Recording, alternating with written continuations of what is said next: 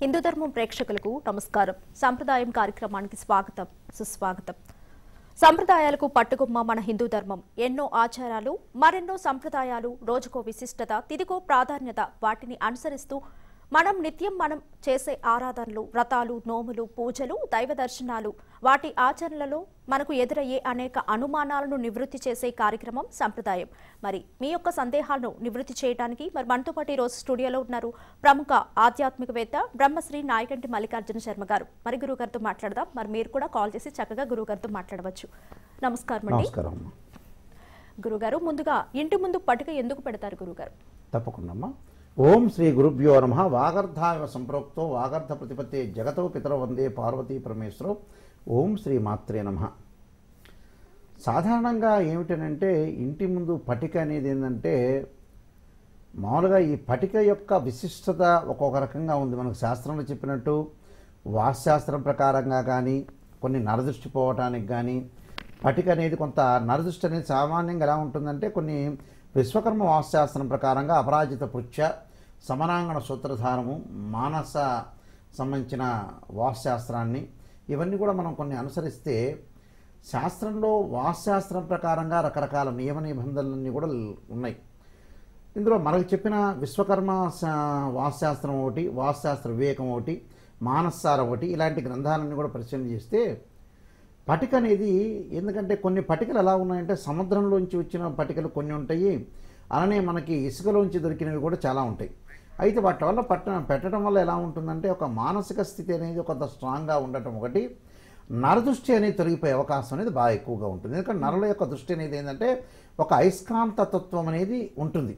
ఆ అయస్కాంత తత్వం వల్ల ఎలా ఉంటుందంటే, మనకి ఏదైనా సరే మనం ప్రత్యేకంగా వీళ్ళు బాగుపడ్డారు, వీళ్ళు డెవలప్మెంట్ అయ్యారు అనే విషయంలో మానవుడి యొక్క చూపు అనేది ఎక్కువగా ఉంటుంది. ఆ చూపు వల్ల ప్రమాదకరమని అందువల్ల ఆ పటిక పెట్టుకోమంటారు, అంతే దాని గురించి. అలాగే గురుగారు చక్కగా తెలియజేశారు. కాలర్స్ కూడా ఎదురు చూస్తున్నారండి, మాట్లాడదాం. హలో హలో, నమస్తే అండి, మీ పేరు? నమస్తే అండి, నా పేరు శైలజ. గురుగారు నమస్కారం. నమస్కారం అమ్మా, చెప్పండి అమ్మా. గురుగారు, దీపారాధన మట్టి ప్రమిదల్లో చేయొచ్చా చేయకూడదా అనేది ఒక సందేహం అండి. అయితే నేను తులసమ్మ దగ్గర మట్టి ప్రమిదల్లో చేస్తున్నానండి. ఇంట్లో వచ్చేసి మామూలు ఇతర ప్రమిదల్లో చేస్తున్నాను. అయితే కొంతమంది మట్టి ప్రమిదలు ఒకసారి వాడింది మళ్ళీ తిరిగి వాడకూడదు అంటున్నారండి. అది నిజమా కాదా అని తెలుసుకోవాలండి. తప్పకుండా అమ్మా. సహజంగా ఏమిటంటే ప్రజలు వాళ్ళు అనుకోవటం అనేది వేరు, శాస్త్ర నిర్ణయం వేరు. ధర్మసింధు కానీ, నిర్ణయస్మిందు కానీ, 18 పురాణాల్లో కానీ, అష్టాదశ పురాణాల్లో కానీ, ఉప పురాణాల్లో కానీ, స్మృత్యంతరంలో కానీ, నిర్ణయ కౌముదిలో కానీ, కొన్ని గ్రంథాల్లో, ధర్మశాస్త్ర గ్రంథాల్లో ఒకటి, అలానే ప్రతి విషయంలో కూడా ఆ నిర్ణయానికి సంబంధించిన గ్రంథాలన్నీ కూడా ఉంటాయి. ఆంధ్ర నిర్ణయ సింధు అని ఈ గ్రంథాల్లో ప్రత్యేకంగా చెప్పబడింది ఏంటంటే, ఫస్ట్ ప్రయారిటీ మట్టి ప్రమిద ఇచ్చాడు, తర్వాత మిగతావన్నీ కూడా సెకండ్ ప్రయారిటీ కిందకు వస్తాయి. మనం వెండి దీపాలు పెట్టుకోవచ్చు, అలానే ఇత్తడి సంబంధించినవి ప్రమిదలు పెట్టుకోవచ్చు, అలాగా రాగి ప్రమిదలు పెట్టుకుంటారు, రకరకాలుగా. కొంతమంది ఇంకా బాగా ఉన్నవాళ్ళు బంగారంలో కానీ వాటిలో పెట్టుకోవచ్చు. అయితే మట్టి ప్రమిద అనేది చాలా శ్రేష్టమైనదని శాస్త్రంలో చెప్పబడింది. ఎందుకంటే అది రెండోసారైనా మూడోసారైనా దానికి దోషం లేదు. అది మీకు చెప్పిన వాళ్ళు కరెక్ట్గా ఇన్ఫర్మేషన్ అనేది కరెక్ట్ చెప్పలేదు, కానీ మట్టి ప్రమిద కంటే శ్రేష్టమైంది ఏ ప్రమిద లేదు. ఫస్ట్ మట్టి పెట్టుకోవచ్చు, దాన్ని మళ్ళీ శుభ్రం చేసుకోవచ్చు, క్లీన్ చేసుకోవచ్చు, మళ్ళీ దానిలో మనకి నూనె కానీ నెయ్యి కానీ పోసుకొని దీపారాధన వెలిగించుకోవచ్చు. దానిలో ఏం తప్పు లేదమ్మా. అలాగే గురుగారు, మరొక కాలర్తో మాట్లాడతాం. తప్పకుండా. కాల్ కట్ అయినట్టుంది గురుగారు. అలాగే గురుగారు, ఇప్పుడు దృష్టి దోషం గురించి కూడా చెప్పినట్టుందా? ఎవరు తులసి చెట్టు దగ్గర పెడతాను అని అన్నారు. తులసి చెట్టు దగ్గర కూడా పెట్టుకోవచ్చు. తులసి చెట్టు సామాన్యంగా ఏంటంటే, తులసి చెట్టు నిర్మాణంలో కూడా కొన్ని సందేహాలు ఉంటాయి. యాక్చువల్గా అయితే అది ఎక్కడ పెట్టాలి ఏమిటని. పురాతన కాలంలో ఏంటంటే ఇంటి వెనకాల పెరడు భాగంలో పెట్టి మనం ఏదైతే ఒక దిమ్మెలాగా తయారు చేసుకొని మనకి దానిలో తులసి చెట్టు అనేది పెట్టుకుంటారు. ఒక తొట్టిలాగా తయారు చేసుకొని, అంటే ఒక కుండీ లాంటి తయారు చేసుకొని పెట్టుకుని దాని కింద మట్టితోటి ప్రమిద అనేది పెడతారు. పెట్టడం వల్ల దాన్ని మనం ప్రదర్శనలు చేయడానికి కూడా అవకాశం ఉంటుందని శాస్త్రంలో చెప్పబడింది. అందువల్ల ఏంటంటే మట్టి ప్రమిద అనేది చాలా శ్రేష్టమైందమ్మా. చెప్పండి. అలాగే గురుగారు, ఇప్పుడు మీరు ఇంటి ముందు పటిక గురించి తెలియజేశారు. మరి అలాగే దృష్టి దోష నివారణకు కూడా పటికని ఎలా ఉపయోగించాలండి? దృష్టి దోష నివారణకి వాస్తవంగా ఏంటంటే, కొన్ని దృష్టి దోష నివారణ ఎలా జరుగుతుందంటే, సామాన్యంగా ఒక మనిషి జ్యోతిష్ శాస్త్రం ప్రకారంగా నరదృష్టి అనేది 6వ స్థానాన్ని బట్టి క్యాలిక్యులేట్ చేస్తారు.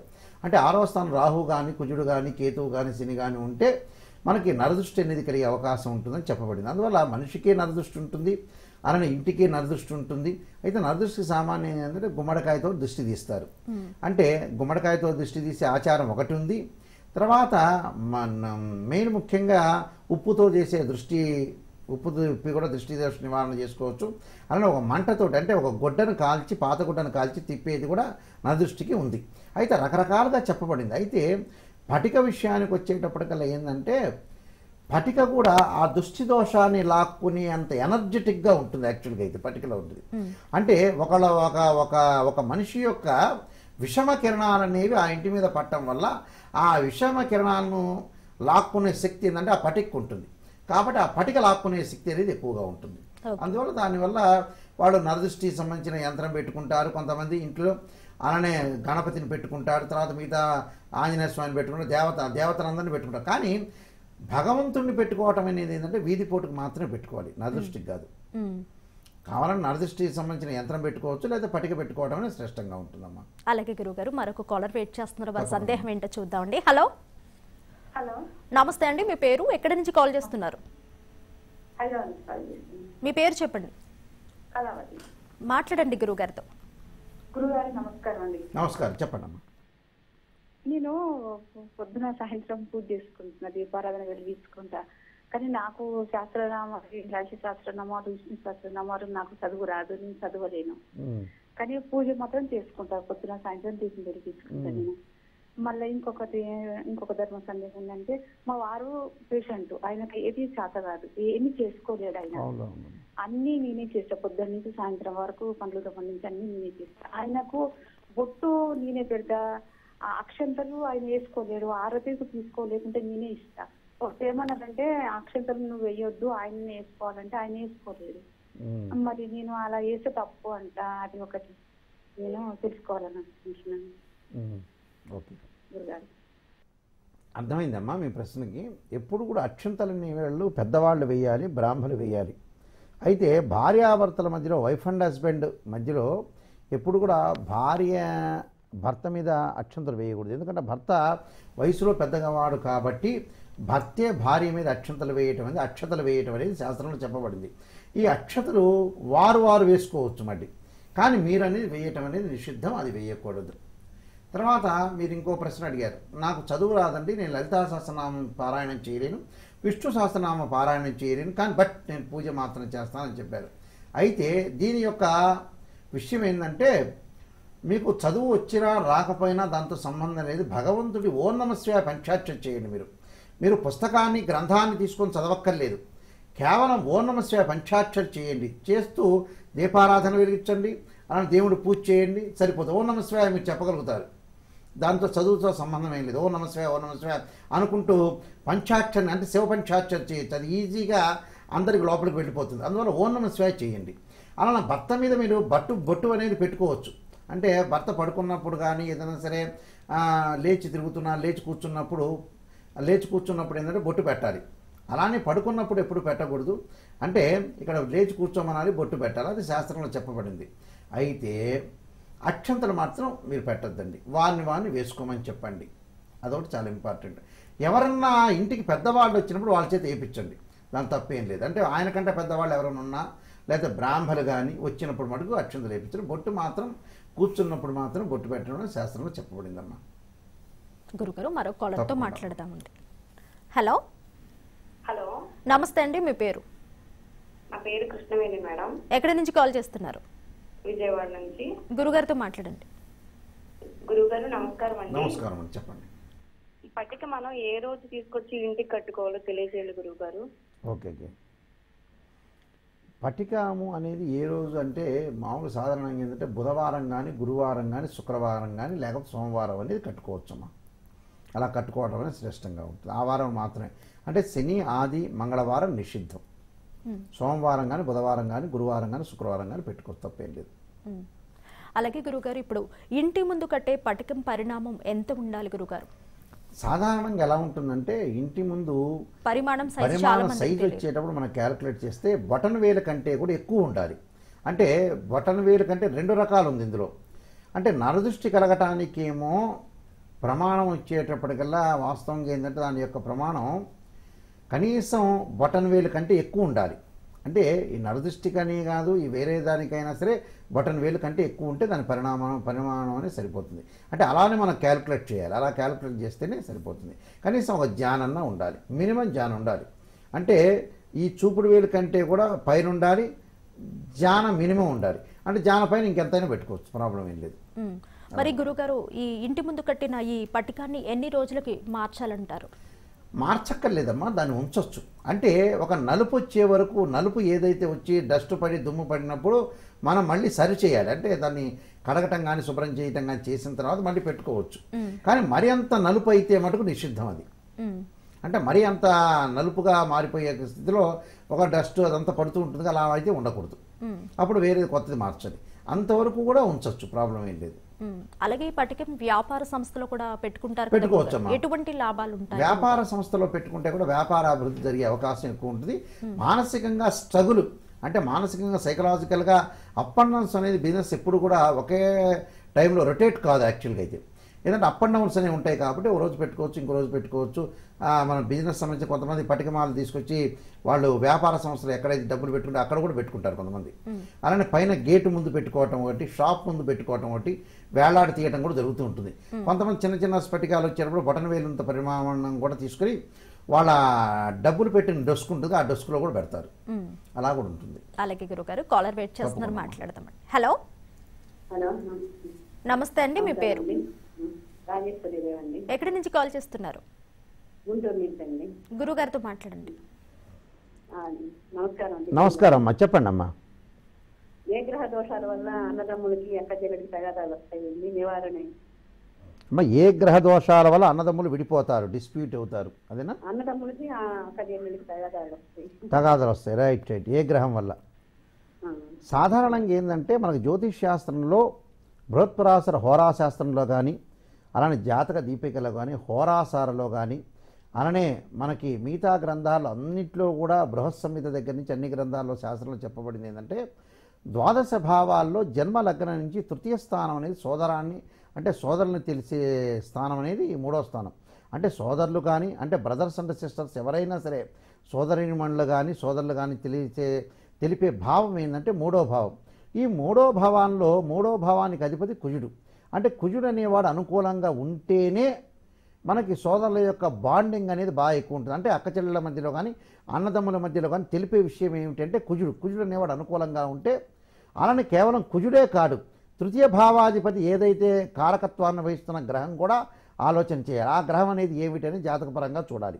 ముఖ్యంగా ఏమిటంటే కుజుడు అనేవాడు అనుకూలంగా ఉంటేనే అన్నదమ్ముల మధ్యలో సఖ్యత ఉంటుంది. ఒకవేళ కుజుడు బాగలేదనుకోండి, దానికి ప్రత్యేకంగా అంగారక పాశుపతాస రుద్రాభిషేకం అలానే అంగారక హోమం చేయటం వల్ల వాళ్ళ యొక్క అనుకూలత పెరిగే, బాండింగ్ అనేది పెరిగే అవకాశం ఉంటుంది. అంటే సఖ్యత పెరగడానికి మనం కుజుడిని ఆరాధన చేయాలి. అలానే సుబ్రహ్మణ్య స్వామిని కూడా ఆరాధన చేయటం వల్ల చాలా అనుకూలంగా ఉంటుంది. ఒకవేళ వాళ్ళ కుదరలేదనుకోండి, మనం మంత్రం అంటే అంగారక మంత్రాలు కూడా ఉంటాయి. అలాగా ఓ అంగారకాయుధే శక్తి హస్తాయితీమే ధన్నో భౌమ ప్రచోదయాతరే మంత్రాన్ని కూడా ఇంట్లో పఠించవచ్చు. దానివల్ల కూడా మనకి అన్నదమ్ముల మధ్యలో సఖ్యత వచ్చే అవకాశం అనేది డెఫినెట్లీ ఉంటుంది. అలాగే గురుగారు, మరొక కాలర్తో మాట్లాడదామండి. హలో హలో, నమస్కారం. నమస్తే అండి, మీ పేరు? నా పేరు నీలిమణి, విజయవాడ. ఎక్కడి నుంచి కాల్ చేస్తున్నారు? విజయవాడ. గురుగారితో మాట్లాడండి. నమస్కారం గురుగారు. నమస్కారం అమ్మా, చెప్పండి. అంటే గురుగారు, 2 క్వశ్చన్స్ గురుగారు. ఇంట్లో ఆడవాళ్ళు 3 ఉన్నప్పుడు ఇంట్లో నిత్య దీపారాధన చేయలేకపోతున్నాం గురుగారు. అద్దెళ్లలో ఉండే వాళ్ళకి ఇలా చేయటం కుదరట్లేదు. నిత్య దీపారాధన చేసుకోవాలంటే దాని యొక్క విధానం ఒకసారి చెప్తారా గురుగారు? ఇంకోటి ఏంటంటే తులసి కోట ఇంట ఆనవాయితీ ఉంటేనే పెట్టాలి, లేకపోతే పెట్టకూడదు అని అంటున్నారు. అది ఇంట ఉంటేనే పెట్టుకోవాలా గురుగారు, లేకపోతే పెట్టుకోకూడదా గురుగారు? రైట్. ఇప్పుడు 3 ఆడవాళ్ళు ఉన్నారన్నారు. సంఖ్య నెంబర్ అవసరం లేదమ్మా. 3 ఉండని, 5 ఉండని, 2 ఉండని, 1 ఉండని. దీపారాధన కుదరాలంటే ఏంటంటే మనం మనస్సు లగ్నం అనేది పెట్టి ఒక పని చేయటానికి ఎప్పుడు కూడా కాన్సన్ట్రేషన్ అనేది చేయాలి. ఆ పని చేయాలి, ఆ లక్ష్యాన్ని సాధించాలనే దానికి రోజు ఒక 10 నిమిషాలు ఎవరైనా సరే ముగ్గురు ఉన్నారు కాబట్టి ఎవరైనా దీపారాధన చేయొచ్చు. నిత్య దీపారాధన ఎలా చేయాలి, ఎలా పూజలు చేయాలి? మీకు విగ్రహాలు ఉంటాయి, పటాలు ఉంటాయి, ఆ పటాలను రోజు కూడా శుభ్రం చేయటం, అలానే కుంకుమార్చన చేయటం, అలానే దీపం వెలిగించడం, అలానే పూలు పెట్టడం, ధూపదీప నైవేద్యాలతోటి రోజు కూడా ప్రసాదం పెట్టడంలో కూడా మనకి ఏంటంటే బెల్లం ముక్క పెట్టచ్చు, అలానే అరటిపండు పెట్టచ్చు, ఏదైనా సరే మనకి శక్తి నుండి, లేకపోతే చక్కెర తీసుకొని పెట్టుకోవచ్చు, లేదా పాలు అన్నం పెట్టచ్చు. మరి అలాగా ధూపదీప నైవేద్యాలతోటి ప్రతిరోజు కూడా దీపారాధన చేసుకుంటూ మన నిత్య దీపారాధన ఒక 5 నిమిషాలు 10 నిమిషాలు అష్టోత్తరం కూడా చదువుకోవచ్చు. ఏదైనా సరే శివుడు అష్టోత్తరం కానీ, అమ్మవారు కానీ, విష్ణు సంబంధించిన అష్టోత్తరం కానీ, లలితా సహస్రనామం కానీ, విష్ణు సహస్రనామం కానీ, ఇవన్నీ కూడా చదువుకోవచ్చు, దాని తప్పేం లేదు. అలానే నిత్య దీపారాధన చేయాలి. తర్వాత ఇక మీరు ఇంకొక క్వశ్చన్ అడిగారు. ఆ క్వశ్చన్ వచ్చేటప్పటికల్లా వాళ్ళు తులసి కోట పెట్టుకోవచ్చా లేదా? తులసి కోట చాలామందికి కూడా ప్రజల్లో ఉన్న నానుడు ఏంటంటే కొంత నేను గతంలో చేయలేదు, ఇప్పుడు నేను చేయొచ్చా చేయకూడదు అనే క్వశ్చన్లు అడుగుతున్నారు చాలామంది కూడా. గతంలో సైకిల్ ఉండేది, ఇప్పుడు స్కూటర్ ఉంది, కారు వచ్చింది, రకరకాల కార్లు వచ్చినాయి. అలానే గతంలో ఇళ్ళు అనేవి కొంత బారుగా ఉండేవి ఇళ్ళు, ఇప్పుడు అంటే double bedroom, single bedroom, 3 BHK apartment culture రకరకాలు వచ్చినాయి, మార్పు జరిగినాయి ఆటోమేటిక్గా. అవునండి. అలా గతంలో నేను తులసి చెట్టు పెట్టలేదు అంటే గతంలో పేరెంట్స్ కానీ పెద్దవాళ్ళు కానీ చెప్పాల. ఎందుకంటే 1970, 80లో జనాలందరూ కూడా పూజల కంటే కూడా ఎలా తినగలుగుతాము, ఎలా బతకగలుగుతాము, ఎలాంటి రెంట్ కట్టుకోగలుగుతాము అనే ఆస్తులన్నీ కూడా పోయి ఒకానొక టైంలో చాలా ప్రాబ్లమ్స్కి ఉన్నాయి. 70 ఆ ప్రాంతాలు, 65 ఆ ప్రాంతాల్లో మనిషి తింటే చాలురా భగవంతుడా అనుకున్నారు అసలు.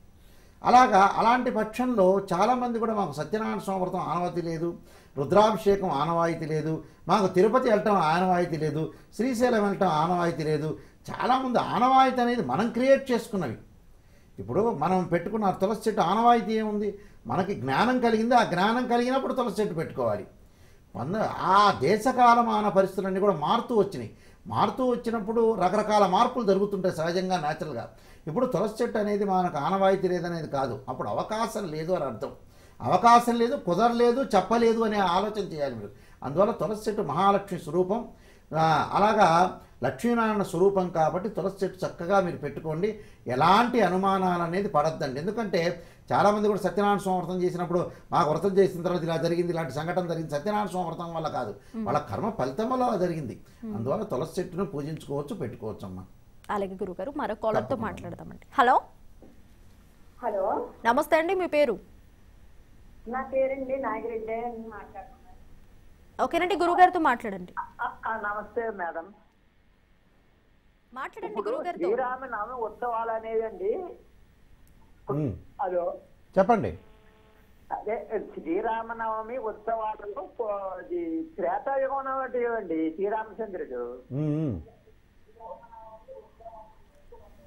చెప్పండి. త్రేతాయుగం వాడు నాటివాడు అన్నారు.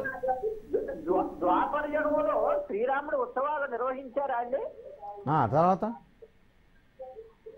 ఓకే, లైన్లో వినండి. హలో, మీరు టీవీ చూస్తూ మాట్లాడొద్దండి, గురుగారు మాట్లాడేటప్పుడు వినండి. కృతయుగము, త్రేతాయుగము, ద్వాపర యుగము, కలియుగం అనేది ఒకటి ఉంది. కృతయుగంలో ధర్మం అనేది 4 పాదాలు, త్రేతాయుగంలో 3 పాదాలు, ద్వాపర యుగంలో 2 పాదాలు, కలియుగంలో 1 పాదం మాత్రమే మనకున్నాయి. ఎందుకంటే ఇక్కడ ధర్మం అనేది మన కలియుగానికి వచ్చే 1 పాదం మాత్రమే ఉంది. ధర్మం అనేది 3 పాదాలు అనేది పోయింది. అది దేశకాలమాన పరిస్థితులు ఉండొచ్చు, సిచ్యువేషన్స్ ఉండొచ్చు, రకరకాలుగా ఓవర్కమ్ చేసి ఉండొచ్చు. అయితే శ్రీరామనవమి ఉత్సవాలు అనేవి తర్వాత యుగాల్లో చేశారా చేయలేదనంటే మన శాస్త్రంలోకి వెళితే ఎలా ఉంటుందనంటే కొన్ని శాస్త్రాలు ఏంటంటే బయటికి పెట్టనివి కొన్ని ఉంటాయి, కొన్ని ధర్మ సందేహాలు ఉంటాయి, కొన్ని చెప్పనివి ఉంటాయి, కొన్ని చూసే ఉంటాయి. అక్కడ ద్వాపర యుగంలో ఎలా ఉంటుంది, ఇక్కడ కృతయుగంలో, త్రేతాయుగంలో, కృతయుగం అనేది హిరణ్య కశ్యపుడు సంబంధించింది, త్రేతాయుగం రాముల వారికి సంబంధించింది. రాముల వారు రామరాజ్యాన్ని స్థాపించాడు. రామాయణం అంతా కూడా వాల్మీకి సంబంధించిన రామాయణంలో కానీ, మరి మిగతా రామాయణాల్లో కానీ, మరి యుద్ధకాండ కానీ, మిగతా భాగాలన్నీ కూడా మనం పరిశీలన చేస్తే రామాయణంలో ముఖ్యంగా చెప్పబడిందంటే రామాయణంలోనే ఇక్కడ రాముల వారు తర్వాత కూడా రాములను ఆరాధించారు. రాముల వారిని ఇక్కడ వసంత నవరాత్రులు అనేవి ఆ రోజుల్లో చేయటం అనేది తక్కువ ఉంది, కానీ రాముని యొక్క ఆరాధన ఉంది. ఆరాధన అనేది ద్వాపర యుగంలో, ఎందుకంటే దశావతారంలో రామావతారం కూడా ఒకటి, అలానే కృష్ణుడు అవతారం కూడా ఒకటే. అక్కడ ద్వాపర యుగంలో వచ్చిన అవతారంలో కూడా రాముడు వారిని పూజించారు, పూజించలేదనేది. అక్కడ నవరాత్రులు చేయని సందర్భాలు అనేవి లేవు, కానీ ద్వాపర యుగంలో రాముడు వారిని భక్తి శ్రద్ధలతో కొలిచారు. ఆ కొలవటమే నవరాత్రులు. ఇక్కడ నవరాత్రులు అంటే స్పష్టంగా చెప్పేది ఏమి లేదు. అక్కడ ఆ 9 రోజులు కూడా భగవంతుని ఆరాధన చేయటమే, అంతే. పందిళ్ళు వేస్తుంటారు, అలానే వడపప్పు పానకాలు పెట్టుకోవటం, అలానే రాముల వారి యొక్క హిస్టరీ అనేది ఏదైతే ఉంటుందో మనం వారి యొక్క పురాణ అంతర్గతంగా వినటం వల్ల అలా చేయాలంటే సందర్భాలు ఏర్పడతాయి అని చెప్పడానికి నానుడు ఇదంతా కూడా. అంటే ఆ ప్రవర్తన అనేది ఇలా ఉంటుంది, రాముల వారి యొక్క సీత యొక్క బాండింగ్ అనేది ఎలా ఉంటుంది, ఇలా రావణ బ్రహ్మ ఉంటాడు, ఇలాంటి జరుగుతాయని చెప్పారు. ఇలా రామరాజ్యం ఇలా పరిపాలన చేయాలని అందరికీ చెప్పడానికి మాత్రమే చెప్పబడింది. అయితే ద్వాపర యుగంలో కేవలం ఏంటంటే రాముల వారిని మాత్రమే కొలిచేవాడు. తర్వాత కలియుగంలో వచ్చేటప్పటికల్లా మనకి వసంత నవరాత్రులు చేయటం, ఎందుకంటే కలియుగంలో వచ్చే మానవుడి యొక్క బుద్ధి అనేది మారిపోయింది కాబట్టి, పూర్తిగా డెడగనెస్ట్ అయింది కాబట్టి ఇలాంటి పురాణాలు ఇవన్నీ భగవంతుడి యొక్క ఆధ్యాత్మిక చదవాలని శాస్త్రంలో చెప్పబడిందమ్మా. అలాగే గురుగారు, మరొక కాలర్తో మాట్లాడతామండి. హలో, నమస్తే అండి, మీ పేరు?